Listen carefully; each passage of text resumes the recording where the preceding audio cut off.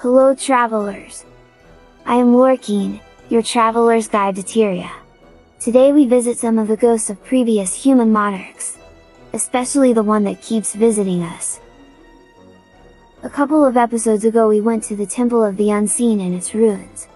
We talked then about Doric, his plea to the gods and Abaddon's opinion of all of these. There is a lot to say about Doric and his mark on history, but for today, let's just start with the fact that he was the first to unite the human kingdoms in Tyria, and his line went on to rule Or, Ascalon, and Kryta. His line in Kryta starts with Mazdak, who was a prince of Or. Mazdak gave up his claim to the throne and went on to conquer the lands here and named them Kryta. He built the first human settlements, including Lion's Arch. Mazdak was buried in the Pervernic crypt, in Gendaran fields. But when Zaitan rose, his corpse was transformed into a lich, known as Mazdak the Accursed. You get to put him to rest again, in the Silvari personal story, when you find out the fate of Rhiannoch, one of the firstborn, and the mighty greatsword, Calibold. Now a suspiciously similar undead organizes races in the labyrinth. Returning to the history of Kryta and its monarchs, after Mazdak's rule, centuries pass without many records. We know that after the exodus of the gods, Kryta was an independent nation until it was conquered by Alona around the year 324, when we also get the first recorded battles with the centaurs. Yes, that war goes on for a millennium. Then in 358, Kryta regained its independence. Fast forward 400 years from which we don't have a lot of records, and we arrive in the late 700s. We don't know the full name of the ruler at that point, only that he is of the Thorn family and that he has two sons, Evan and Oswald. Prince Evan Thorn is said to be kind and popular, and a bit naive.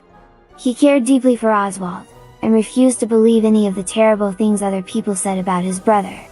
He should have, as Oswald showed early signs of sociopathy. Initially, Oswald enjoyed himself by ripping off the wings of flies, but one day, some diplomats from Alona came by and one of them brought his son with him. That child was none other than the young Palala Ignatius Joko. The two boys bonded together over their shared love for sadism. Joko taught young Oswald that some creatures, like servants, can survive torture and still be of use afterwards. The boys' fun and game led to a pun contest which culminated into a clash of the two. This was the first battle between these infamous lunatics. Knock knock! Oh, who is there? Stop that, no.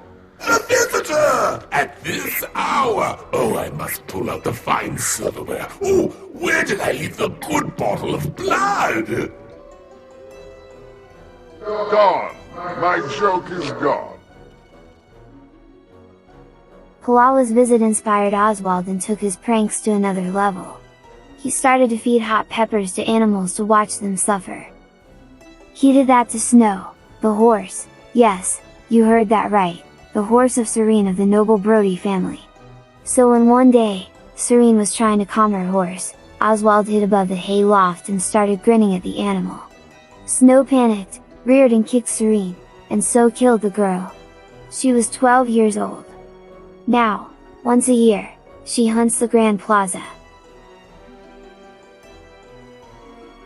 Another childhood friend of Oswald was Samson. Evan and Oswald had a secret hiding place in the sewers on Lion's Arch, where they used to train together. One day, Evan was sick, so it was just the other two boys, when a giant worm latched onto Samson. Oswald didn't even draw his sword.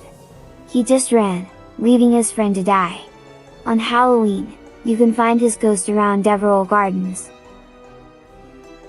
We talked earlier about Serene.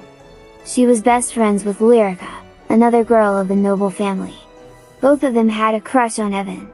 Oswald was jealous of this. He cornered Lady Lyrica in a dark alcove and tried to force her to play Prince Oswald says. She slapped him of course, and when he was about to retaliate, Tina, Lyrica's loyal servant, put herself between them, to protect her lady.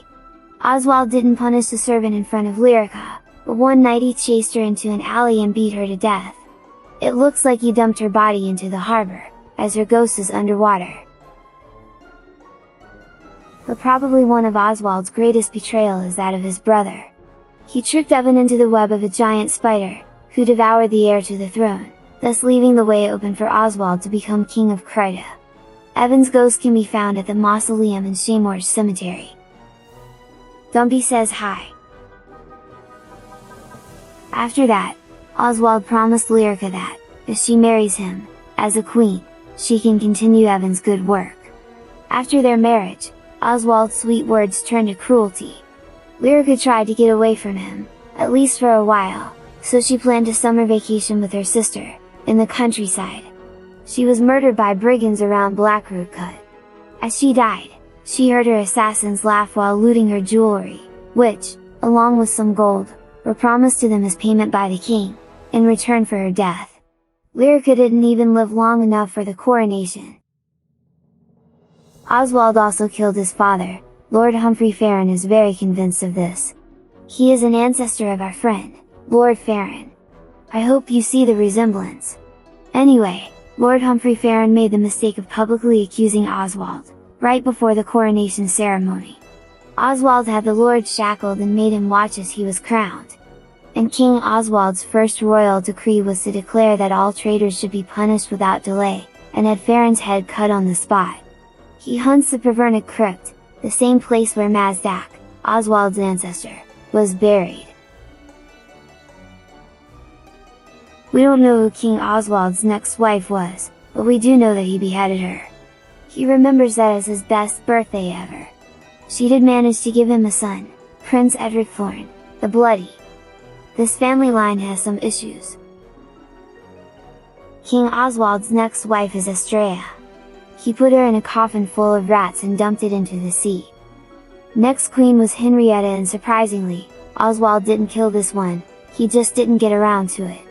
Prince Edric did the honors, by nailing her hands to a drake during a game of pin the tail on the drake. Edric remembers of this event only the hammer and all the blood. The fifth wife was Zola. The king was quite fond of Alona's many beauties, and Zola was called the most beautiful princess in all of Vabi, if not the entire world. To woo her, Oswald traveled all the way to the capital of Istan, previously known as Kamadan. These days you might know it by the name of Palawadan. Anyway, the king tried to woo the princess, but she rejected his advances, so he kidnapped her father, Sea Marshal Binu, who we can find in Blood-Tide Coast, and threatened to kill him if Zola wouldn't accept the marriage proposal. Afraid for her father's life, Zola married Oswald. It didn't take long for the king to grow tired of his new wife, so one day he ordered her tied to a stake and burned. Within the hour, Sea Marshal Binu ordered his entire fleet to attack the king. Then came Ilian, his favorite wife. She burned too. I can smell the stench of your rotting, burning flesh already. No, that would be your sixth wife. Ilian was a lovely woman. The poor dear. Rescind that slander. Ilian's my favorite. Two more unnamed wives followed. Their names and manner of death were lost to history. That is not to say that King Thorn didn't do anything good. He almost made peace with the centaurs, by offering them a treaty. The conditions were bad, so the centaurs rejected them, but it's the intention that matters, right? During Oswald's reign, Kryta was struck by drought, which along with high taxes led people to starvation. With all these, people started to call Oswald the Mad King, and the nickname really stuck on the day of the tax massacre. He rounded up anyone with unpaid taxes, put pumpkins on their heads instead of hoods, and hanged them on the wall. The pumpkins rotted. Rufus remembers that day well. By royal decree, anyone leeching off the bounty of the kingdom is to be rounded up. You're behind in your tithes. Come along! I have grain I can pay! Wait! No! How will my family survive if I'm in jail? You're not going to jail. Your wife will soon be free to find a new provider. Farmers begged King Thorn to lower the taxes so they can afford to buy food. He told them to just eat candy corn. Finn was one of those farmers, and his wife, Maisie, died during that famine as she gave all her food to the children. The rations from the king are here, my love. You have to eat something. It's been days. There's so little. Give it to the children. Maisie? Maisie! No! Some folks were thieving to feed their families. The king called a roundup of anyone suspected of stealing. Not all were guilty, but the king wanted to make an example of them, so he cut both of their hands. Cashel was the son of a merchant. He was innocent, yet he was punished.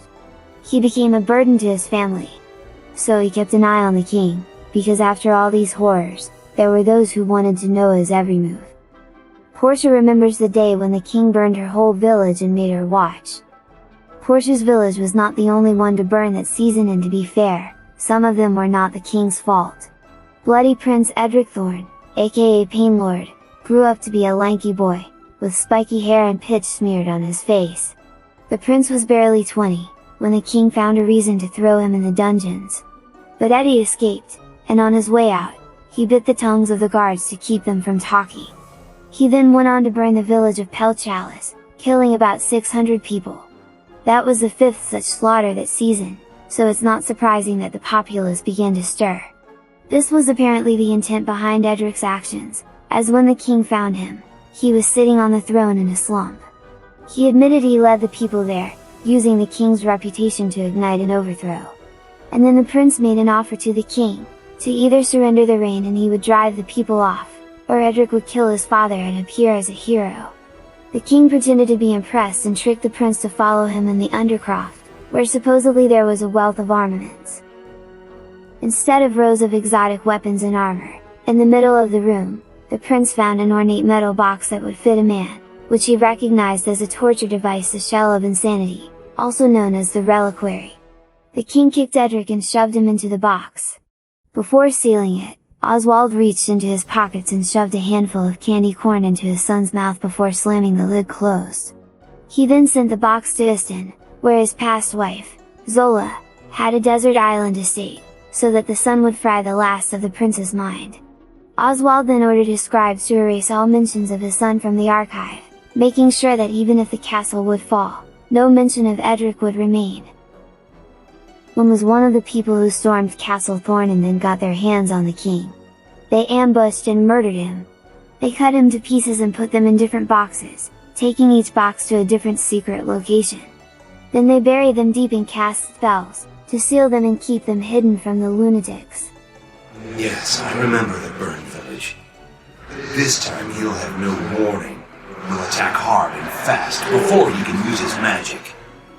Our strength is in our numbers. When he's dead, we'll go after the queen and the prince. End the Thorn line once and for all. Then we beg Thorn's cousin for forgiveness when he takes the throne. Get ready, everyone. Here he comes. And this is how one of the branches of King Doric's family tree died off. But the crown went to one of Oswald's cousins, so the bloodline continued, leading to King Jaden. He was overthrown by the White Mantle, but thanks to the Lion Guards, Salma, his illegitimate daughter, was found and reinstated, and their line continued to this day, with Queen Jenna. We talked about Salma in the Civil War in our extensive series about Queensdale. But, as you might know, this was not the end of Mad King Oswald Thorn. Thanks to the seals that Wynn and his friends put on the chopped body, the king was unable to resurrect. But that didn't stop him from making a name for himself in the underworld. He found a place there, where he conquered all of its creatures and conscripted them for his armies. And so the Mad King found his lunatic court, the Mad Realm was born, and the party keeps on going ever since. If you too enjoy this party so far, tell us in the comments and give us a thumbs up. But not the whole thumb, just the click on the button. And if you want to know what exactly has the lunatic court been up to in these last centuries, make sure to subscribe and click the bell, so you don't miss our next adventure, that takes us deep in the underworld. But until then, happy exploring!